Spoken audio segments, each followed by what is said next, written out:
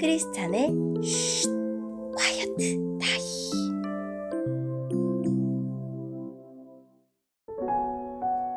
샬롬! 크리스찬 성도님들 반갑습니다.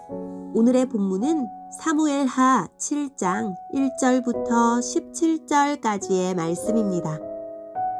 본문의 제목은 다윗 언약, 그 영원한 약속입니다. 본문을 읽기 전에 어떤 내용인지 요약본을 먼저 읽어드릴게요. 다윗은 하나님이 베푸신 일에 감사함으로 보답하고 싶었지만 하나님은 오히려 다윗의 집과 그의 나라에게 영원한 복을 약속하셨습니다. 이것을 다윗 언약이라고 부릅니다. 오늘의 본문 1절입니다. 다윗 왕은 자기 왕궁에서 살았습니다. 그리고 여호와께서는 주변의 모든 원수를 막아주셔서 다윗에게 평화를 주셨습니다. 다윗이 예언자 나단에게 말했습니다. 나는 백향목으로 지은 왕궁에 살고 있는데 하나님의 궤는 아직도 장막 안에 있어. 나단이 다윗 왕에게 말했습니다. 가셔서 무엇이든지 왕의 뜻대로 하십시오. 여호와께서는 왕과 함께 계십니다. 그러나 그날 밤에 여호와께서 나단에게 말씀하셨습니다. 가서 내 종 다윗에게 이렇게 전하도록 해라. 너는 내가 살 집을 지을 사람이 아니다. 나는 이스라엘 백성을 이집트에서 이끌어낼 때부터 지금까지 장막을 내 집으로 여기면서 옮겨 다녔다. 나는 계속해서 이스라엘의 지파들과 함께 옮겨 다녔고 한 번도 이스라엘 백성을 돌보는 지도자들에게 백향목 집을 지어달라고 한 적이 없다. 너는 내 종 다윗에게 전하여라. 나는 네가 양떼를 따라다닐 때 불밭에서 너를 데리고 와서 내 백성 이스라엘의 지도자로 세웠다. 나는 네가 어디로 가든지 너와 항상 함께 있었고 너를 위해 네 원수들을 물리쳐 주었다. 나는 너를 이 땅 위에 위대한 사람들만큼 유명하게 해줄 것이다.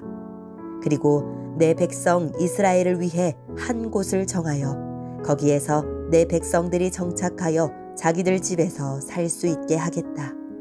악한 백성이 전처럼 그들을 괴롭히지 못할 것이다. 그래서 그들이 더 이상 옮겨 다니지 않게 하겠다. 내가 사사들을 세워 나의 백성을 다스리게 했던 때와는 다르게 나는 너의 모든 원수들을 물리쳐 너에게 평화를 줄 것이다.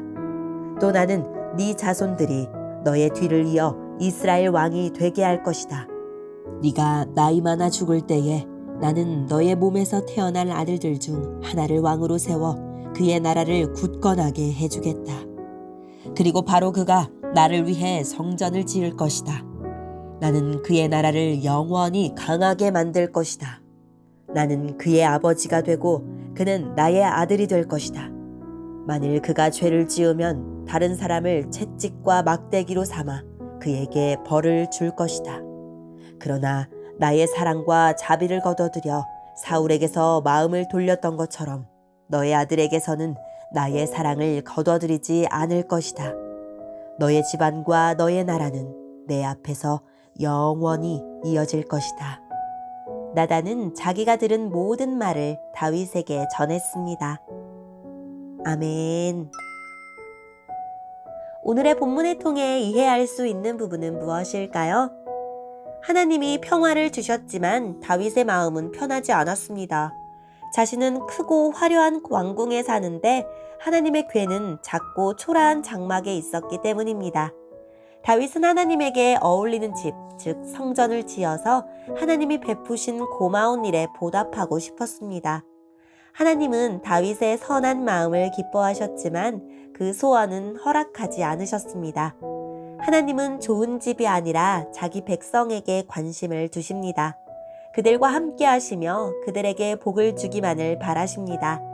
하나님이 다윗에게 약속하신 복은 하나님의 영원한 계획의 일부이며 과정이었습니다.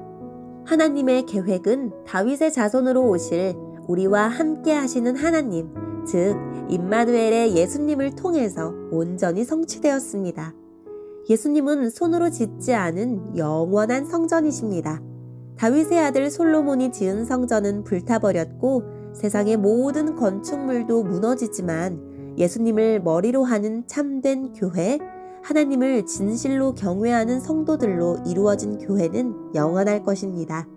우리는 영원한 복을 받은 하나님의 교회입니다.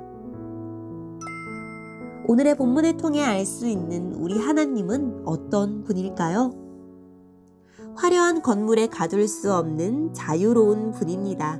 장막 혹은 성막은 언제 어디서나 백성과 함께 움직이시는 하나님의 자유로운 현존을 보여주었습니다.